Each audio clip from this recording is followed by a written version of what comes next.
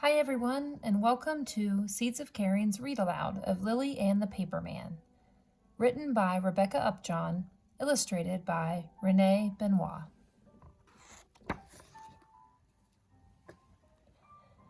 Shall we take the bus home today? Lily's mother asks. Lily peers from under her umbrella. Let's walk. I like the rain. She takes her mother's hand across the street. Her mother goes around the puddles. Lily skips through them. Goodbye, Frank, she calls to the crossing guard. Frank holds up his bright red stop sign for her. Goodbye, Lily. See you tomorrow.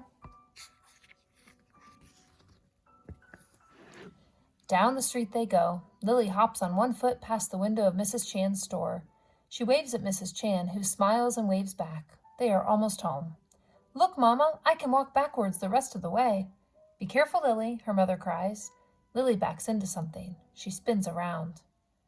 $1 for the paper, growls a tall man in a raggedy coat. His hair sticks up higgledy-piggledy all over his head. He thrusts a thin newspaper toward Lily's mother.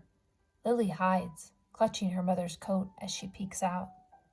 Her mother gives the man $1 and takes the paper. Thank you, she says. The man nods and then stares at Lily.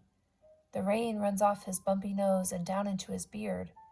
Lily can hear his wheezy breathing. She clings to her mother, looking back all the way to their apartment door.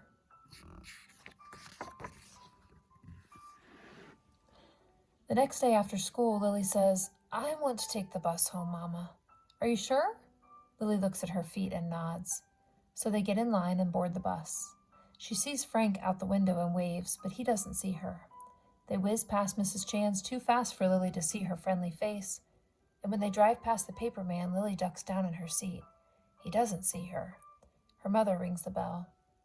Lily runs from the bus to the lobby door. Hurry, hurry, Mama! She pushes against the handle. Is something wrong, Lily? Lily shakes her head and looks down the street. The paper man is headed their way. Lily feels his eyes on her. She shoves the door and it clicks shut. They are safe now. I wonder why Lily felt so scared. Have you ever felt like Lily? All that week, Lily and her mother take the bus, and all the next week, and every day after that, until the first snow falls. Lily has fleecy new mitts and toasty new boots. She tries to catch snowflakes on her tongue. Try it, Mama, she says. She tugs on her mother's hand. Don't you want to take the bus, Lily? Lily shakes her head. I like the snow. Goodbye, Frank. They cross the street. Snow flies around them in a bright flurry. Let's see if Mrs. Chan's is selling hot cocoa yet, Lily's mother says. Lily claps her mittens together and runs on ahead. Lily closes her eyes and listens to the squeak and crunch of her boots in the snow. Her mother follows her. $1 for the paper. Lily's eyes fly open. The paper man holds out a newspaper with a shaking hand. Lily wants to run away, but she stands still. She sees a thin shirt through the holes in his coat and bare feet through the holes in his boots. Lily shivers.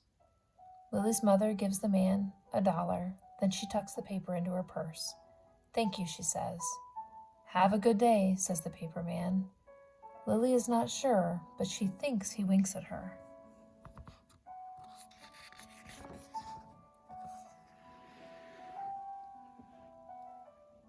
Lily forgets to press the numbers that unlock the lobby door. She forgets to press the up button on the elevator. She is thinking, Lily, is something wrong? The paper man isn't wearing socks, Mama. Why? It's cold out. Lily's mother looks serious. I guess he doesn't have any, she says. We're very lucky to have warm clothes and a place to live. Lily is quiet after that and holds her mother's hand all the way to their apartment. What did Lily notice about the paper man? Have you ever noticed someone who needs help?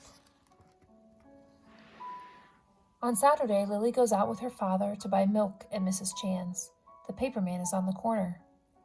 He has no hat and his ears are red from the cold. Lily's father stops to buy a paper. Thank you, says the paper man. Then, morning, Missy. He smiles a wobbly smile. Inside the store, Lily has the dollar her father gave her for a treat, but she can't decide what to buy. Save it until you find something special, suggests Mrs. Chan. Lily walks home hand in hand with her father.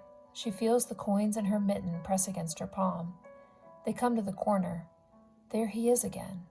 The paperman's shoulders are hunched. His arms are folded, and Lily sees him shuffling from one cold foot to the other. He doesn't even notice her this time. That night in bed, Lily snuggles down under her favorite quilt. She holds her doll Steffi close. We are warm, and we have enough socks. But the paperman is cold. What can we do, Steffi? Lily thinks and thinks until her question fades into sleep. In the morning, Lily slips out of bed and, hugging Steffi, whispers, I know what to do. I wonder what Lily's going to do. What would you do if you were Lily? The next day after school, Lily and her mother stop to talk to Frank. Then they go to Mrs. Chan's store. Then they visit the caretaker in their building. All week, Lily works on her idea. She and her father go to this place and that, fetching and carrying, until at last she is ready. Under her quilt that night, Lily has trouble falling asleep.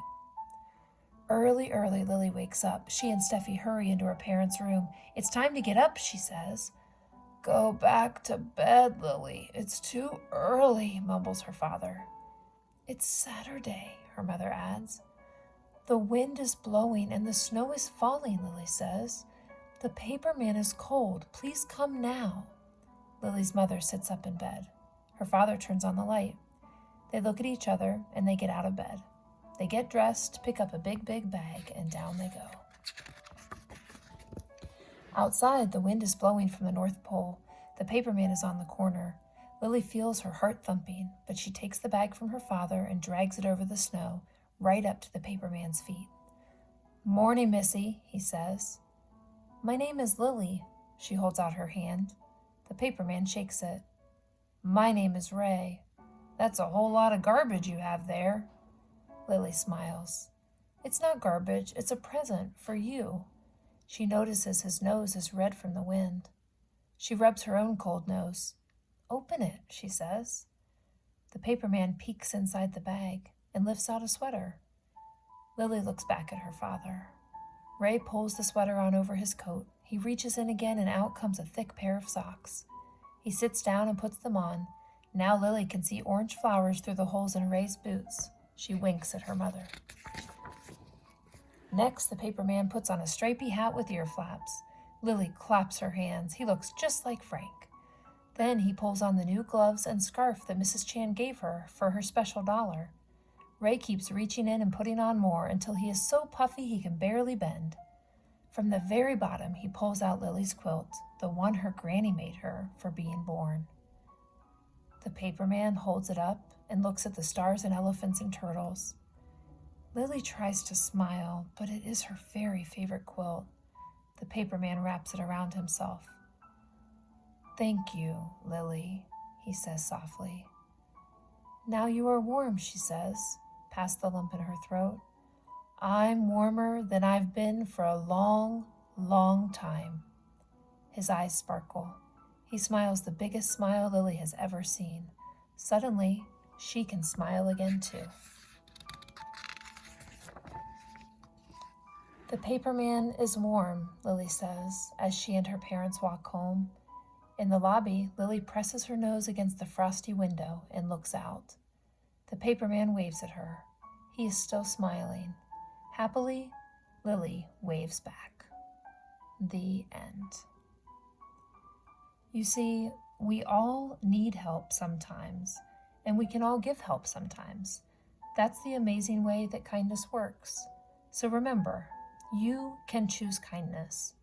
You can make a difference. And you can be a friend to anyone. Thanks for joining us, friends.